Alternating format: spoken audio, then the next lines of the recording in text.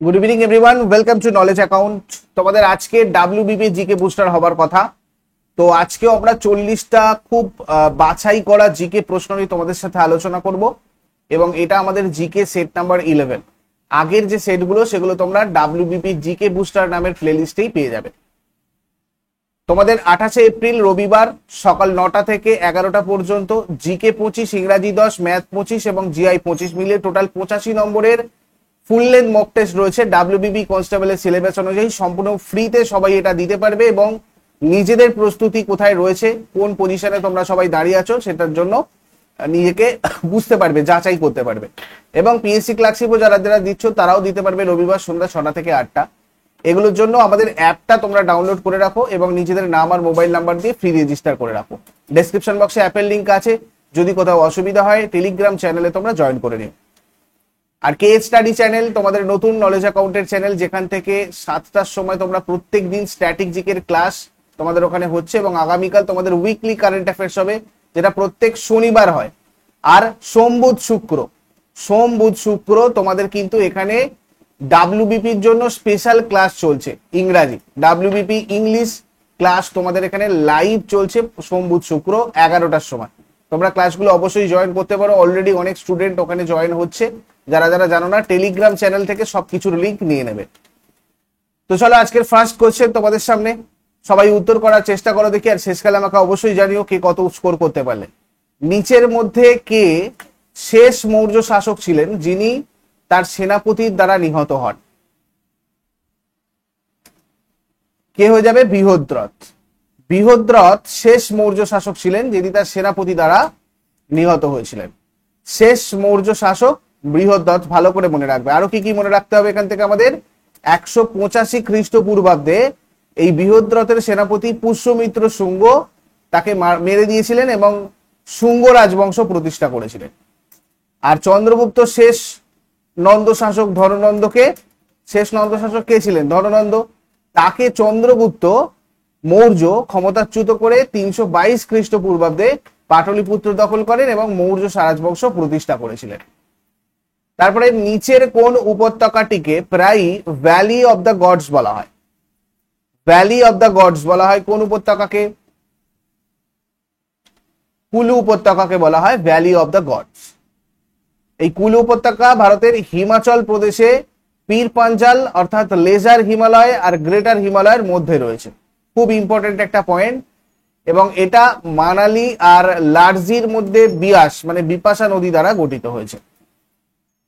Next কোয়েশ্চেনে যাওয়ার আগে তোমাদের আমি বলে দিই, কেপিডব্লিউবিপি অর্থাৎ পুলিশের ফাউন্ডেশন ব্যাচ তোমরা যদি জয়েন করতে চাও, এরকম প্র্যাকটিসের পাশাপাশি প্রত্যেকটা সাবজেক্টের প্রত্যেকটা চ্যাপ্টারের ডিটেলস কনসেপচুয়াল ক্লাস, তার এমসিকিউ, সেগুলোর পিডিএফ এবং চ্যাপ্টার ওয়াইজ তোমাদের mock test, full length mock test, অর্থাৎ A to Z তোমাদের পরিবর্তন ব্যাচে রয়েছে পুলিশের প্রস্তুতির জন্য। এটার জন্য তোমরা আরো যদি তোমাদের কোনো কোয়ারিজ থাকে, ডিটেলস জানতে চাও, এই হোয়াটসঅ্যাপ নাম্বারে তোমরা কল অথবা হোয়াটসঅ্যাপ করে নিও। এছাড়া যারা যারা ডাব্লিউবিপিএসসি ক্লার্কশিপের পরীক্ষার জন্য প্রস্তুতি নিচ্ছ, তারা প্রিলিয়ার মেন দুটোর একসাথেই প্রস্তুতি নিতে পারবে আমাদের এই ব্যাচটায়। তার জন্য তোমরা এই নাম্বারে যোগাযোগ করো। নেক্সট কোয়েশ্চেন, হিন্দু মেলার প্রতিষ্ঠাতা কে? হিন্দু মেলার প্রতিষ্ঠাতা হচ্ছেন নবগোপাল মিত্র। 1867 সালে কলকাতায় নবগোপাল মিত্র, রাজনারায়ণ বসু আর মনমোহন বসু দ্বারা হিন্দু মেলা প্রতিষ্ঠিত হয়েছিল। হিন্দু মেলা চৈত্র মেলা নামেও পরিচিত, আর এটা ভারতীয়দের মধ্যে ঐক্য প্রতিষ্ঠার উদ্দেশ্যে প্রতিষ্ঠিত হয়েছিল। তারপরে ভারতের সংবিধান নিচের কোনটির থেকে তার চূড়ান্ত কর্তৃত্ব লাভ করে? ভারতের জনগণ থেকে। এর অর্থ ভারতীয় সংবিধানের চূড়ান্ত উৎস হচ্ছে ভারতের জনগণ।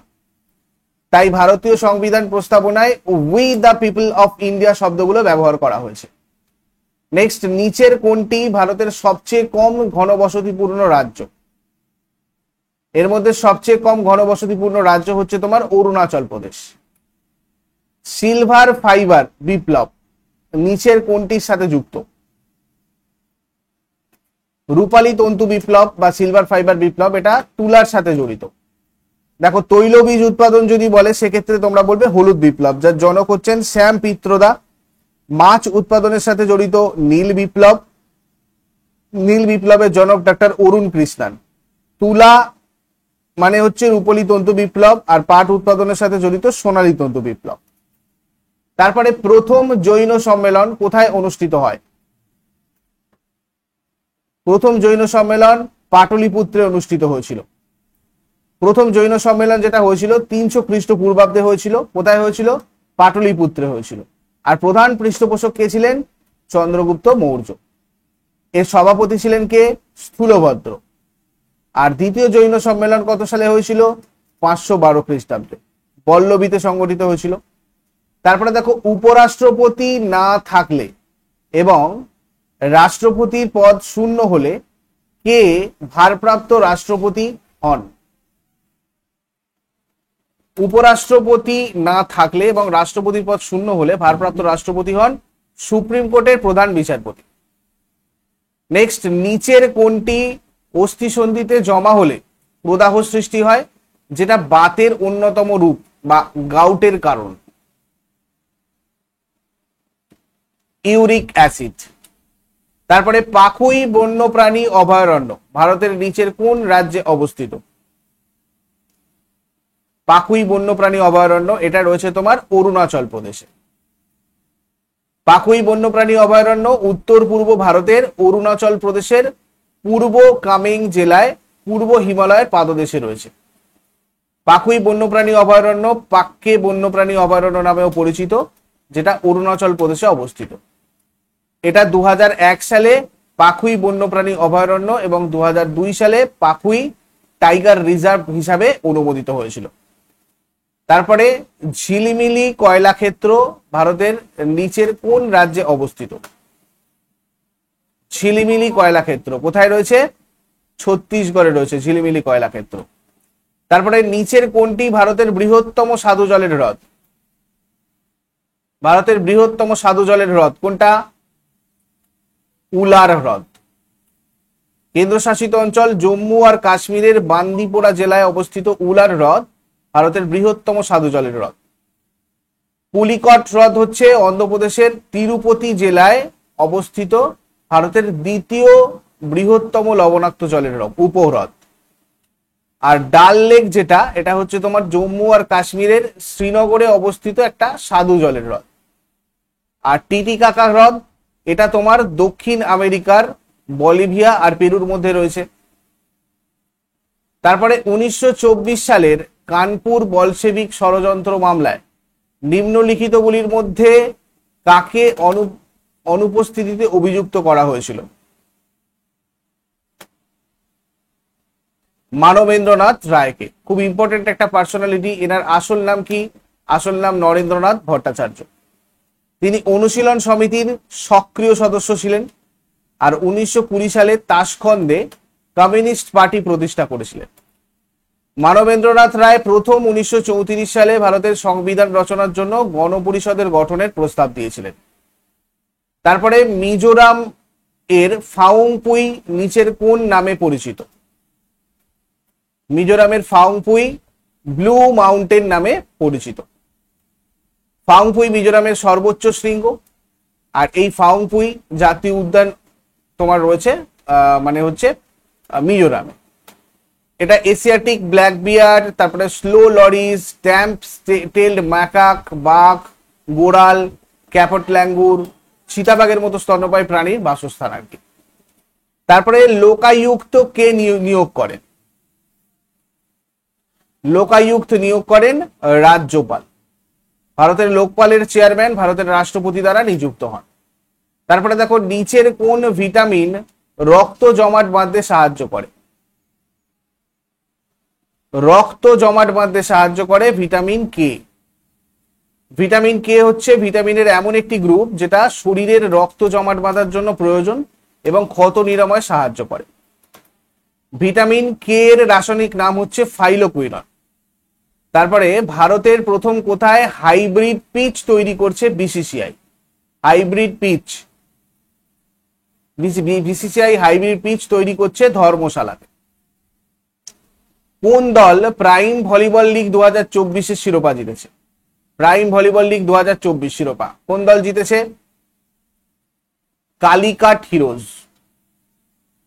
প্রাইম ভলিবল লিগ 2024 জিতেছে কালিকট হিরোজ দিল্লি তুফানদেরকে হারিয়ে। আর এই ফাইনাল খেলাটা হয়েছিল জওহরলাল নেহেরু ইনডোর স্টেডিয়াম, চেন্নাই।